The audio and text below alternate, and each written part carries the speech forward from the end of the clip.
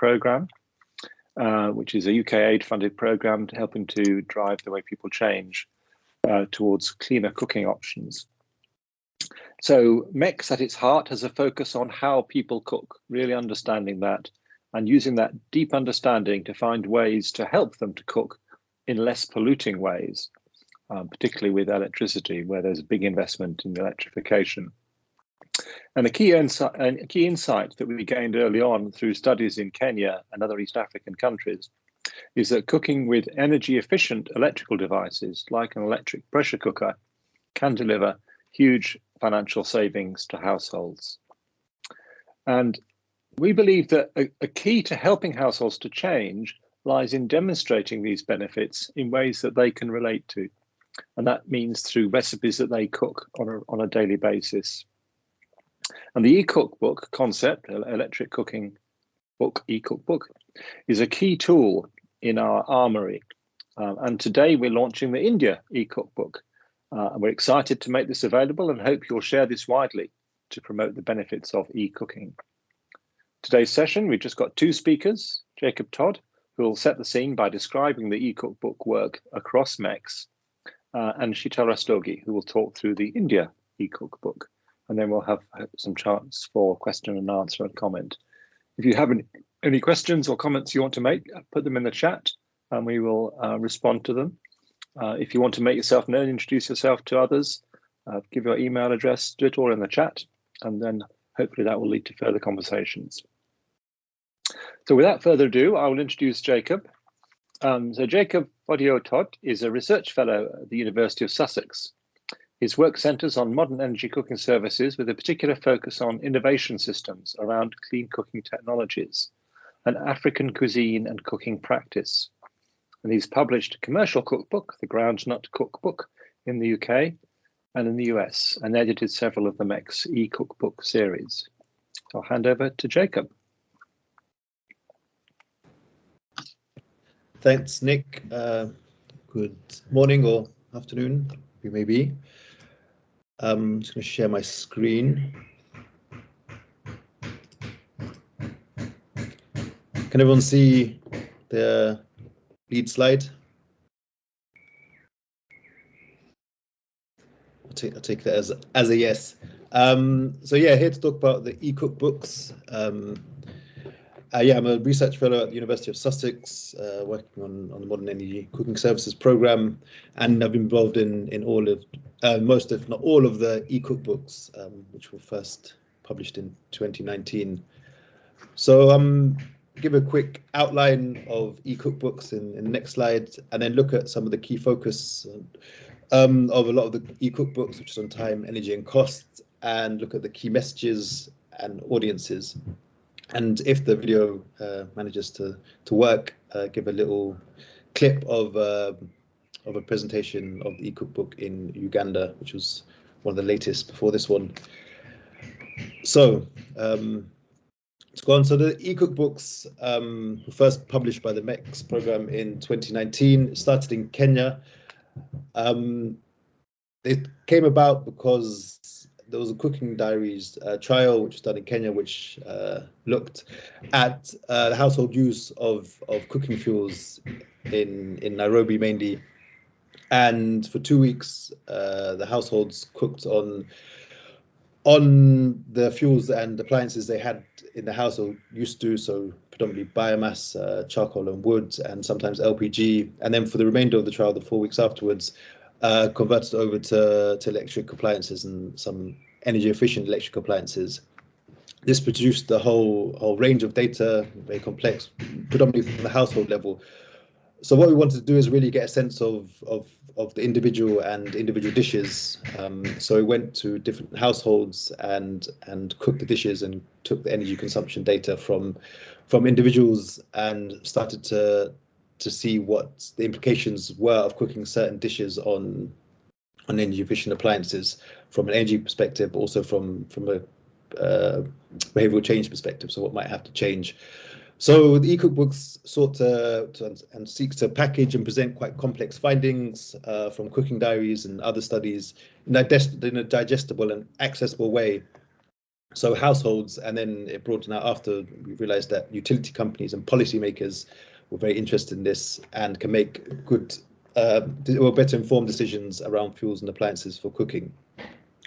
So the first one in Kenya was designed and produced in collaboration with ACS, and subsequently they've been conceived and designed with MECS country partners, including, of course, Finavista, and Chital will talk us through the India eCookbook shortly. But they use data generated from the cooking trials and other studies in the country context. They're designed collaboratively and with guidance from different perspectives, but for instance, from design perspective or from the experience we've had in other cookbooks is what we aim to offer. By and large, the eCookbooks are focused on EPCs, largely due to their efficiency, especially from the perspective of the consumer. Especially once introduced, sometimes there's a reluctance to change your cooking habits, but I think EPC has been shown to be quite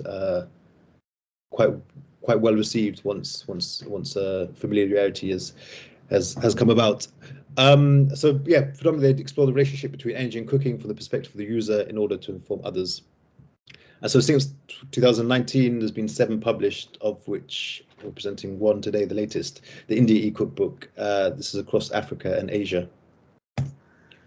So the key focus areas of most of the eCookbooks has been on time, energy, and cost. You can make enormous time savings with an energy efficient appliance such as an EPC, especially in certain contexts where you have long boiling dishes. So you have beans that take a long time to hydrate from dry, or meats or other types of vegetables that require a lot of time to cook. And you can see significant time savings because of the specific features of EPC. Of course, from an energy perspective, the energy efficient appliances, so the name, they can make huge savings and gains on energy efficiency, and subsequently the cost, which is a very persuasive point for many people, and you can see up to 50% on some dishes, greater in other contexts. So predominantly focused on these 3 key areas within the eCookbooks. So in regards to an electric pressure cooker, it's a fast device. It can cook beans much faster than a conventional cooker, perhaps not a conventional pressure cooker, but than an LPG or other devices. You can see some significant savings. There's numerous inbuilt safety features, which mean it has lots of sensors and things which make it far safer than a conventional pressure cooker. It's convenient, it's automated, and the taste, of course, everyone most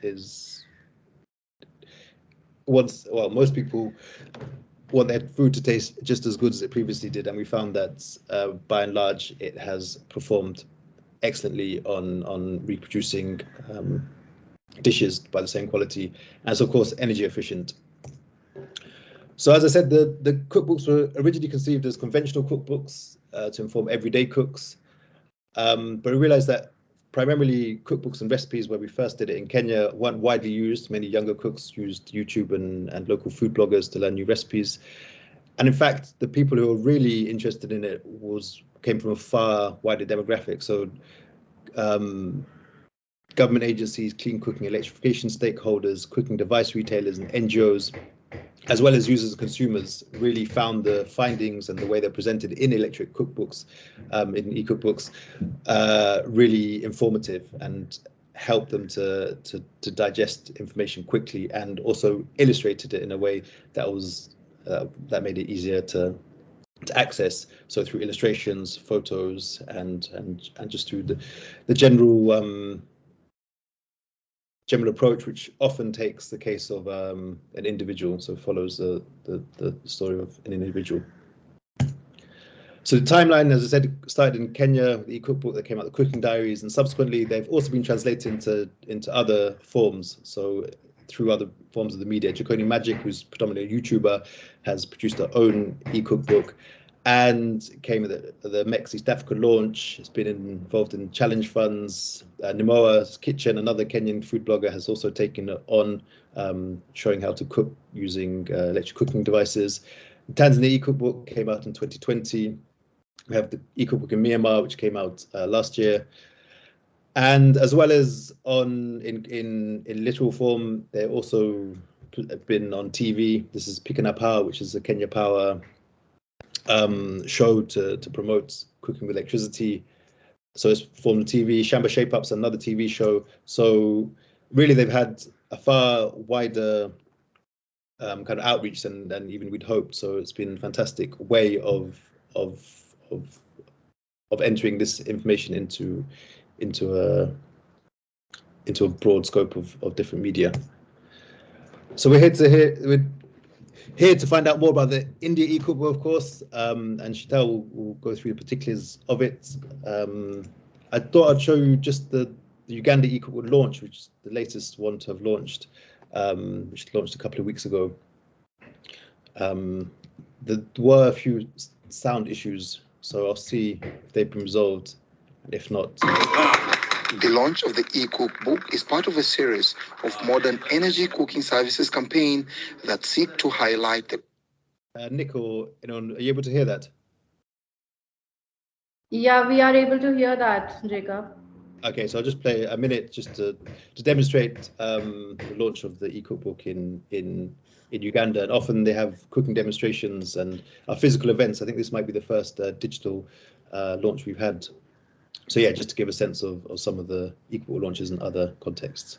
Compatibility of energy efficient electric appliances with local cuisine. Gathered during kitchen laboratory studies and other research conducted by CRIC.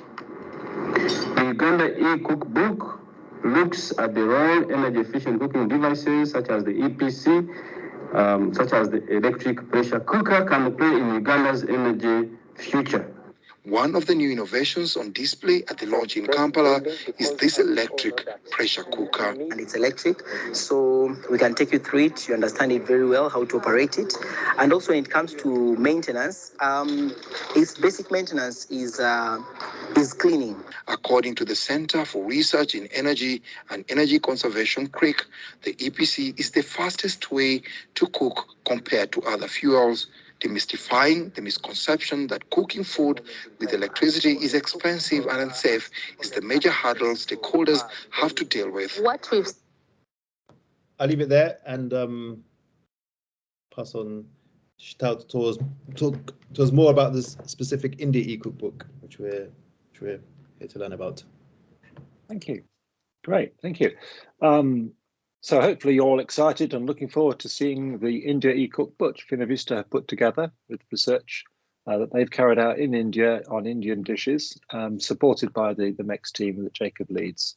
So I'll now introduce Sheetal. Sheetal Rastogi holds a master's degree in business administration with a major in marketing from the NMIMS Mumbai, and has over 10 years of experience in marketing and communications with a range of brands across banking and financial services and retail sector in India. In 2018, she's been recognized as one of the top 90 women achievers pan-India by Walmart and We Connect India. She works closely with various women entrepreneur groups in India and is passionate about contributing to entrepreneurship and especially women's entrepreneurship. At Finavista, she leads program strategy and outreach, and she is in the core team for the in-country work for MECS in India, leads knowledge management and overall program implementation. And she's leveraged her diverse experience to develop some innovative projects in MECS program in India, including the clean cooking work on the eCookbook and the entrepreneurship development program. I'm pleased to say that she's genuinely become a good friend of mine. So I'll hand over to Sheetal. Thank you so much, Nick, for that kind introduction. Please give me a heads up if my presentation is visible to you and I am audible. All good, thank you. Thank you so much.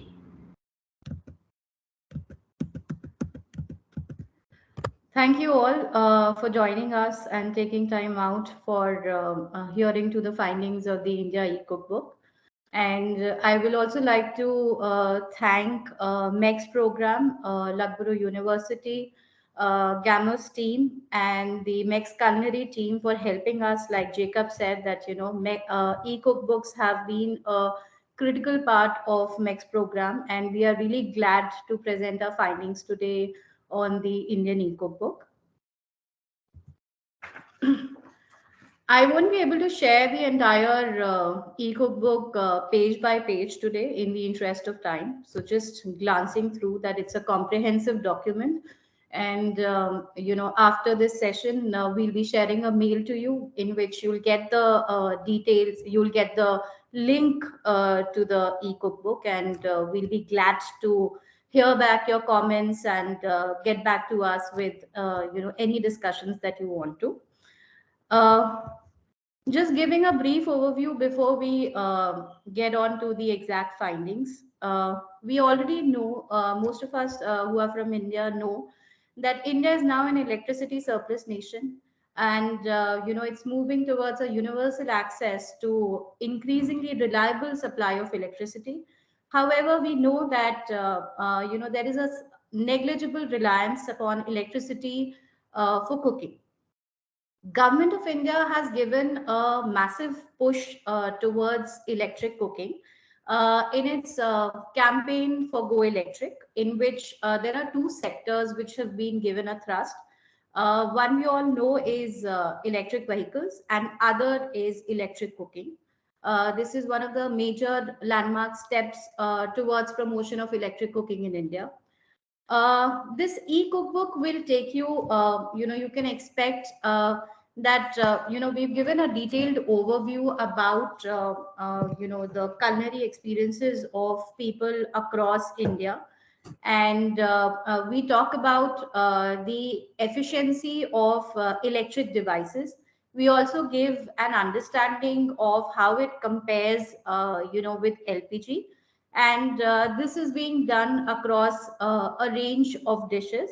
And how electric pressure cooker, Jacob has already given you an overview, and the video really helped us to understand about the device, but I'll take things in a little detail in the later slides. Just to give you a perspective about the energy scenario and electric cooking for India.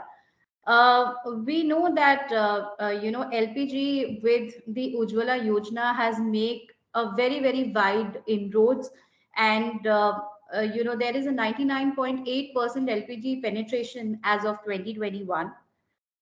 However, as we all know that, LPG is mostly imported, and replacing LPG with electricity, at least to a part of it, of course, not whole at one go, would definitely reduce the reliance on import costs drastically, and will help India move towards being self-reliant, aligning with its Make in India and Atmanirbhar Bharat vision. Uh, I've already discussed this about the improved electricity access. One thing that I'd like to share over here is that India generates 40% of its electricity now through renewable sources, and as per the commitments, India is supposed to be moving towards a net zero emission by 2070. And replacing LPG with electricity would help India move towards a greener energy regime. When we talk about electric cooking, like broadly, a couple of years before, we would have found, a very minuscule presence of electric cooking devices in the market. But today, thankfully, the scenario has changed a lot. And, you can find the electric cooking devices in the mainstream stores. And there has been a very significant penetration of these devices, which can be clearly evident with the leading brands launching their private labels in this segment to keep up pace with the demand in this category, and also with the fact that new ranges of appliances are day by day launching in the market, and there's a higher acceptance of these devices from the people. I will not touch much upon cheaper aspect in cooking, because that's what we'll discover in the findings. But just to make that, it's definitely convenient for consumers, because most of the electric devices for cooking are automated and emission free, and that really helps the consumers. And when you put a correct combination of the electric cooking devices, that is, if you take an induction and an EPC together, or maybe just induction, 100% of Indian cooking is possible on electric cooking. Moving on to a cost comparison of an upfront cost, costing that we did. For the arriving onto this, we basically did an analysis and mapped the different electrical cooking appliances available in the market, and the same for the LPG, and therefore we've come on to a basic calculation of an upfront cost. And just to give you a broad overview, that setting up an LPG kitchen with a bare minimum investment and utensils, taking the cylinder, regulator, and the utensils cost, and the gas stoves, etc., the minimum cost could range from 5,000 to 150 rupees and upwards, of course, depending upon the choice of utensils that you take. In the same way, when we talk about electric cooking, if you just talk about an induction stove and the utensils that go in it, approximately 4,600 and upwards, of course. And then adding an EPC makes it around 9,600, which is approximately 10,000 rupees. So this is a perspective of the cost of ownership of the devices. But when we talk about the cooking energy, as per a data published by Niti Aayog, 1022 kilowatt hour per year is the requirement for a family of 4. Since this data has been taken, the assumption is basically that induction as a device is mostly kept in the back end. It's the most popular device which is available for electric cooking and which sorts the purpose. And same when we go for the LPG, we have the data that around 8 refills per year for a family of 4 is required to cook for an LPG. So when we look at an unsubsidized rate, it is 7192 INR per year. And when we look at an subsidized rate, it's 3,600. But we'll talk it through in the later part of the eCookbook, how substantially the cost can be reduced when we use electric cooking in a combination between induction and EPC, and we can really bring down the cost to 3,800. 32 rupees, approximately like 4,000 rupees for electricity. And just to share, like it's clearly evident that the prices of electricity are stable, whereas we see that the prices of LPG are moving upwards. And with the recent, situation globally, we see that, there is definitely going to be a cost pressure on the LPG. One more thing that I would like to say over here is that, the cost for electric utensils and the electric connections, etc., can be further brought down drastically with the help of multiple, financial supports, that is carbon financing, digital financing. And when we look at a demand aggregation model, these things can also be further brought down. Whereas when we look at LPG, it's already the cost is subsidized. Before we go on to the exact findings of the cookbook, what we also covered in this book has been an interesting journey of Indian cooking with pressure cooker. So we all know that traditionally, when there was a use all across for the traditional cook stoves, dals, rice, and other heavy foods were really cooked in a heavy pot, and it really took a lot of time to really cook the food in a thick bottom pan, and for hours and hours that cooking really happened. Those parts have been very, very efficiently replaced, with the use of a pressure cooker in Indian kitchens. And, while preparing this eCookbook and, consolidating the findings and all, we also spoke to a lot of house helps which are in Delhi, who belong to multiple states of, Bihar, Uttar Pradesh and Bengal, etc.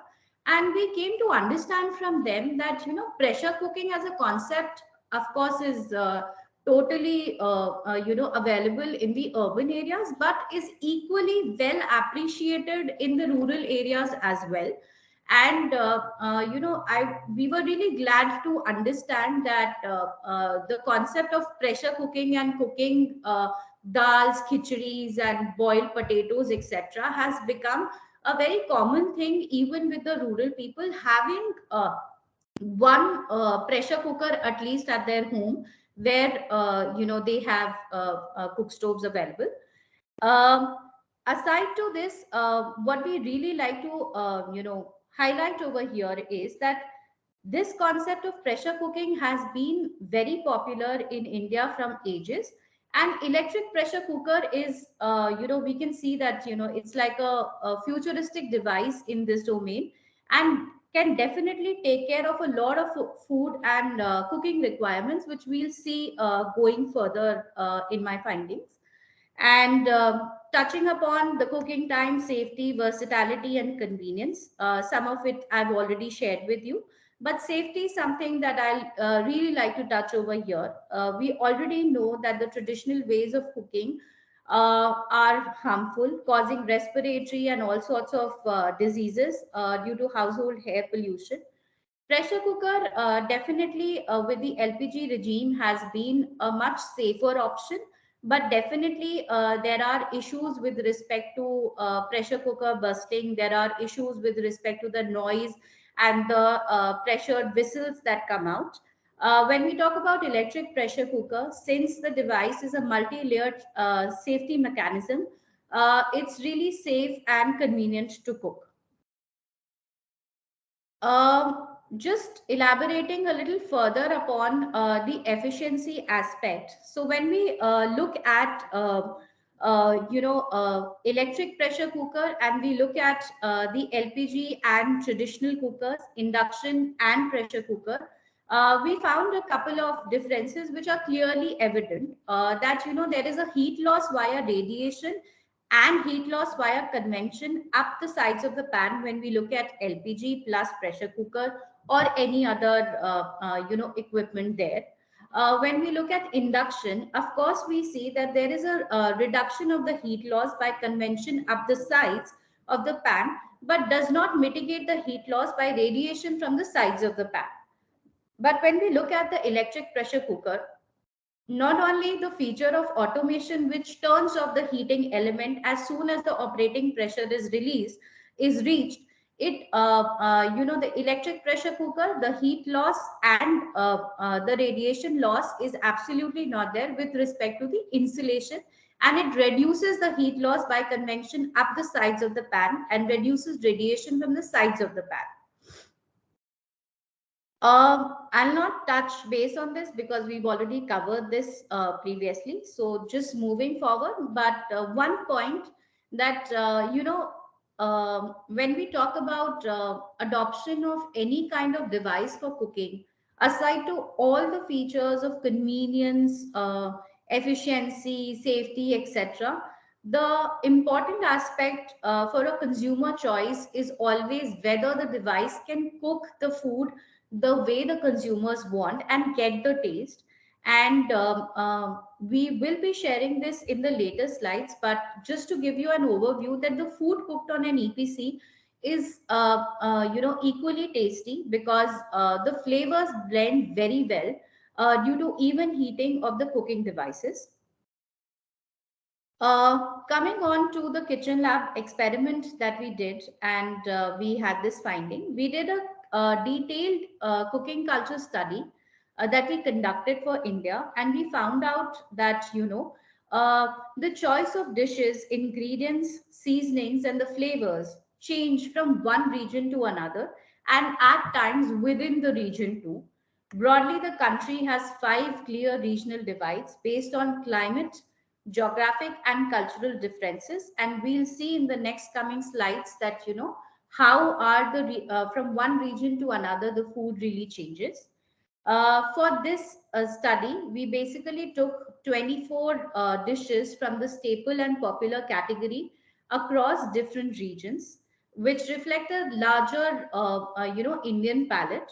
Dishes were prepared for a family size of 4 people using a 3-liter 750-watt EPC and 1300-watt induction. We captured the details recipes with the ingredients and the cooking processes. And additionally, we took observations with respect to the convenience, with respect to taste, safety, feasibility, and other things were also captured. We also did a comparison to understand, the difference of efficiency between EPC versus induction and LPG using a stovetop pressure cooker. This study was carried out to find the energy, time, cost, and analysis. Like I said, people from India would already know this, so would not take this in much detail. But the rest of the others, just to give you a broad overview, like I said, that the food preferences in India and the choice of ingredients and the preparation changes from one region to another. We've really captured that, what kind of basic ingredients, what kind of assortments are being used in different regions, and how, with respect to the food preparation and with respect to the preferences for certain ingredients, changes from one region to another. We did a typology study over here, wherein we got a survey filled in with people from typically North Indian households, and asked them that what would a typical weekly menu in your household look like. And when we populated the results, we could find that EPC could be the best choice for dishes which are steamed and boiled, for rice based dishes, and for dals and pulses which are there, because they require a process of steaming, pressure cooking, etc. And of course, vegetables and other things can be also cooked in an EPC, but may not be the primary choice for the utensils. And Indian breads, of course, we know chapati and other breads. They can definitely be not cooked in an EPC. So in a nutshell, though 85% of the menu can be cooked with an EPC, but it is definitely more efficient for 48% of the weekly menu. Just to give you an overview of the kind of dishes that we experimented with, and it has the range of all the broad categories which are cooked in on a day-to-day basis in an Indian household. And we took, as I told earlier, we took a combination of the staple vis-a-vis the popular dishes across India. Just a picture. I think picture says more than what I can really say. So a couple of pictures over here of the food that was cooked in EPC. I'll be playing a small video. I'm sorry if you aren't able to hear the sound, but just to give you a perspective on how food could be cooked on an EPC, and how we really did different dishes in an EPC. So just playing the video.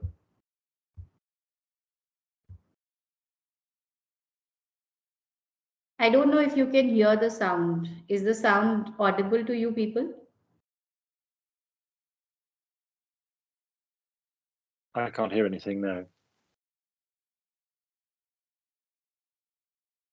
Apologies if you're not able to hear the sound, but it'll be great to just see the video as we are showing the different processes that we went through, while preparing the multiple dishes in an EPC. So just highlighting how a typical daily dal with, the traditional tadka can be prepared in an EPC. just to look at the consistency of the dal.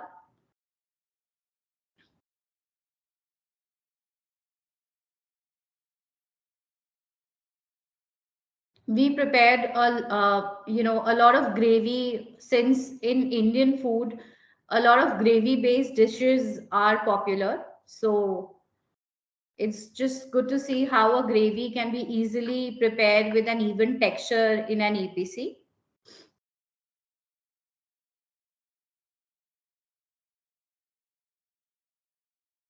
So the point here is you're cooking with the lid off, so it's not under pressure. You've got all the benefits of the energy efficiency. Right. But that there is where the catch is, because multiple people have this thought, especially in India, that the saute and the gravy preparation is the key thing. That really changes the texture and the flavor of the recipe. And is that possible in an EPC? So just giving an overview of that.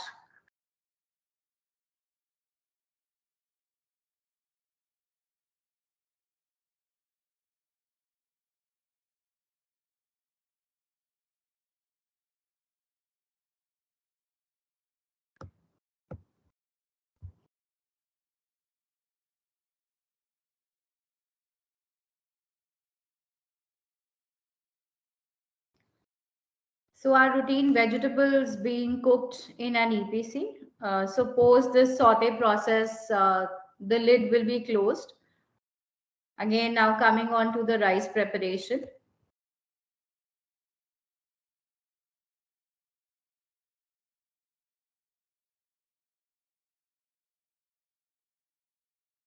We close the lid for pressurization.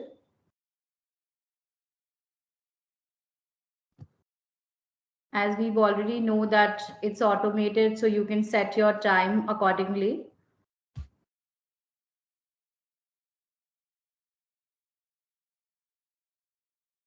And how the rice looks after it's been cooked.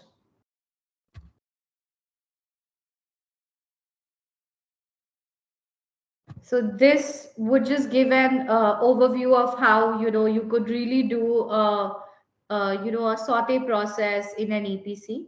So just ending over there. Okay. So like we said, like I just shared that we have basically sampled a lot of dal dishes in an EPC device, which range from a category of regular routine dals in the weekly menu of Indian people, as well as some dal which require detailed processes like dal makhni, rajma, chole, etc. Though they are really popular across India. And here are the time and the energy and cost findings. We can say that the commonly consumed dals like tuar dal, masoor dal, yellow moong dal, chana dal can be easily prepared within 20 to 25 minutes in an EPC, and others will take a little bit longer, like they usually take in the common or the conventional way of cooking too. When we talk about the energy and the cost findings, we come to understand that dals can be really efficiently cooked on a daily basis on an EPC, where regular dals can be cooked at a cost of INR 0.8 rupees per serving, and it can go up to 2 rupees for a dal which requires an elaborate saute processing, preparing the gravy, in which, like you said right now, Nick, that the lid has been opened, and therefore the efficiency really comes down. When we compare this result with the same cooking with a stovetop pressure cooker on an induction cooktop, we found that EPC takes a little longer than induction with a pressure cooker. But when you look at the energy consumption, there's a considerable savings, which the households can get. And of course, that leads to a potential cost savings in the thing. So when we cooked rajma masala, for keeping everything constant with respect to the quantity and the ingredients and everything, we could see that we could cook the recipe at a 60% cheaper price, cooking EPC, cheaper cost, cooking with EPC than induction cooktop with a stovetop pressure cooker. I'll come to the next category, which is rice. So again, we cooked a range of dishes over here, including and ranging from the regular steamed rice to our vegetable biryanis, which require a complicated process. The same consistent results are there. For a regular this thing, you would require a lesser time and a lesser cost, and there's be a potential energy savings. So when we looked at steamed rice and we cooked the same quantity with the same process, we saw that again in an EPC, because an EPC requires a considerable time to actually heat up. So preheating is a time which is required. The time is more, but when you look at the energy and cost, we can see that there are considerable savings that you can make. And cooking steamed rice on an EPC, we found 30% cheaper than when cooked in an induction with a stovetop pressure cooker. Coming on to the next category, boiled dishes. It's important because boiled dishes are, basically the partial cooking wherein they're used in multiple form of dishes, or when we are boiling rajma, chola, etc. to make our final this thing. And how can we really forget about the boiled potatoes, which are cooked in the Indian households almost on a daily, or let's say 3 times or 4 times in a week. So it steamed and boiled dishes are important category. So we did from boiled alus to our pulses, exotic dishes like momos and idlis, etc. And we found out again that when we look at idlis and we look at momos, etc., which require a lesser steam time, the cost and the energy requirements vary according to the time and the quantity of the thing that we have really steamed. When we are talking about again the comparison of the same thing being cooked with an EPC versus an induction, again we have a considerable cost savings with respect to using an EPC device. I will not repeat the same things because we found out very consistent results. So again, in the vegetable category, we did a range of vegetable dishes which ranged from the regular routine to something which required a lengthier process like palak paneer, pav bhaji, vegetable jalfrezi, etc., palak paneer, etc. And there are multiple processes of saute, blanching of vegetables which were required. So of course the time and the cost is high, but we can see that we can very efficiently cook the regular dishes in in a very short span, less than 20 minutes also, and at a very efficient cost. And again, when we look at the same results, when we compare to it cooking on an induction with a stovetop pressure cooker, we find that there has been considerable savings. The same thing was evident with respect to the khichiris as a category. So we sampled 2 khichiris in this study. We see that it can be conveniently, the first thing that to highlight over here is that all sorts of recipes can be conveniently, which require a pressure cooking, steaming, boiling process, and saute, can be conveniently cooked on an EPC device. And there has been a considerable cost savings, though for time we would say that EPC requires a little longer, as I highlighted earlier, but there has been considerable time, cost and energy savings with respect to an EPC device. That brings me to my next slide, which I earlier touched upon, that we also, tried to compare it, how, electric cooking versus cooking on LPG, and, fast cooking dishes. We found out that the food can be very, very efficiently boiled and steamed in an EPC device, like I highlighted earlier. So when we looked at an LPG, we found out that LPG has a higher firepower than either induction or the EPC devices. So it is able to bring the contents of the pot above the boiling more quickly. A stovetop pressure cooker has a higher operating pressure than EPC, so it cooks faster. And therefore, we can see that the best performer in terms of time is definitely LPG with pressure cooker, and gives a 14% average time savings with pressure cooker for either induction or LPG. Now, when we look at cost and energy savings, we see that EPC is a clear winner. When we look at, when we calculated the cost with respect to the energy requirements, we also looked at the subsidized and the unsubsidized rate of an LPG. And, like I said earlier, that the EPC is insulated, so heat loss, so very less heat escapes. The EPC is fully automated, so it turns the heating elements off as soon as it reaches the pressure, required pressure. And we can clearly see that EPC is being the best performer with, absolute less amount of energy and cost requirements.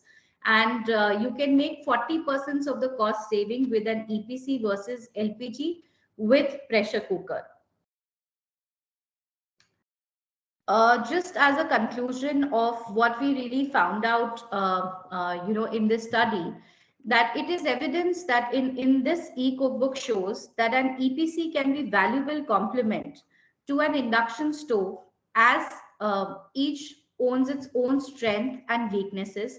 And EPC is very efficient when you look at the energy and cost savings, and it's convenient. EPC can replace multiple devices in your kitchen, like idli makers, cookers, steamers, rice cookers, and other utensils partially. And it's a valuable tool for electrifying the Indian kitchens. Indian households could make substantial cost savings, using an EPC, which, like I said before, requires pressure cooking, steaming, or boiling, by complementing their induction stoves with LPG with an EPC. And it, gives a modern alternative to the Indian kitchens, bringing in the aspects of convenience of a pressure cooker, as well as the convenience of being fully automated, and you can do multitasking. Like I said earlier, flavor and texture of food is important. And since we did a lot of dal recipes in the EPC, we really found that the texture of the cooked dal was much better in an EPC, and the flavors blended very well. Mostly because it's cooked in an insulated environment, and even heating is possible in the EPC pan. So thank you so much for your time, and Nick, handing over to you. Thank you, Sheetal. Can you say a bit about how people can get hold of the cookbook and what your plans are for distributing it and making it available? Thank you for asking me to share that. So basically, after this session today, we will be sending out an email to all of you who have registered and joined the talk series. And we'll also be sharing the link of the cookbook on our social media. I will also be asking my team to just share our email ID in case you have any queries, or any you want to get in touch with us with respect to any feedback on the eCookbook. You are requested to please write to us. And yes, That's it. Thank you. So we've had a couple of questions coming through on the chat. One was asking about how possible it is to cook multiple dishes. An Indian meal will typically involve a number of different dishes being served at the same time. How do you see an EPC working in that way, in that respect? So of course, in one go, you can't, cook multiple dishes. It has to be one by one. If you require multiple things to be steamed, like for a salad, you want something to be steamed, and at the same time, you want something to be steamed for a vegetable, you may use a separator and do that, like in other steamers. Like I said, that the EPC device is, multiple devices in one. But of course, things can be cooked one by one only. But as we saw that, it's an efficient device, and while you are preparing, because in Indian cooking, typically a lot of preparation times with respect to chopping vegetables and other things is required. So while one is getting ready, you can put that in the EPC, and since it's automated, you can ensure that you manage and balance the time. Thank you. Would anyone else like to ask a question? We can now take questions live from the audience. If you want to put your hand up, I'll invite you to speak. Nick, I come just for one announcement. So yeah. I think we are organizing the Modern Energy Cooking Forum India on 1st of July in person at Delhi, India Habitat Center. So I would like to I request you to just cover about what we are going to do and all, and let's request the people to come on for that. Thank you. Okay, yeah, no, it's a good suggestion. So I'm myself and Simon Batchelor, who leads the MECS program, are going to be coming out to India in early July, and Finavista are organising a clean cooking forum focused on India for the Friday, I can't remember, Vimal gave the date just now. It's going to be a whole day event. 1st of July. With demonstrations. The MECS program is supporting a number of entrepreneurs that are developing clean cooking solutions for different contexts in India, and they will all be showing their work and their products. We will be discussing the barriers and opportunities for moving to clean cooking across India, and there'll be an invite-only workshop to really plan how we can collaborate with key bodies on this agenda. So it's an exciting event. We would encourage you to get it in your diaries. I'm sure there'll be opportunities for tastings, and we should definitely make sure that there's an EPC there so that people can see the work that Finavista and Sheetal have done in the flesh, as it were, and maybe even get the benefit of the smells, which I'm sure were gorgeous. So yeah, so there's some details in that in the chat, and Finavista can provide more information if you need it. Also, Nick, I would just take a little bit time to also announce one more thing, which is about the 10th talk series, which we have planned for 9th of June, the upcoming month, on slum dwellers, tackling the transition away from traditional cooking feuds. So that's the topic for the next talk series. It's going to be scheduled for 9th of June, same time. Thank you. Okay, we're coming to the end. Any last questions? Do people feel that there is a place for electric pressure cookers in India as a result of the findings from Finavista? What are your thoughts on this? Anyone want to express an opinion?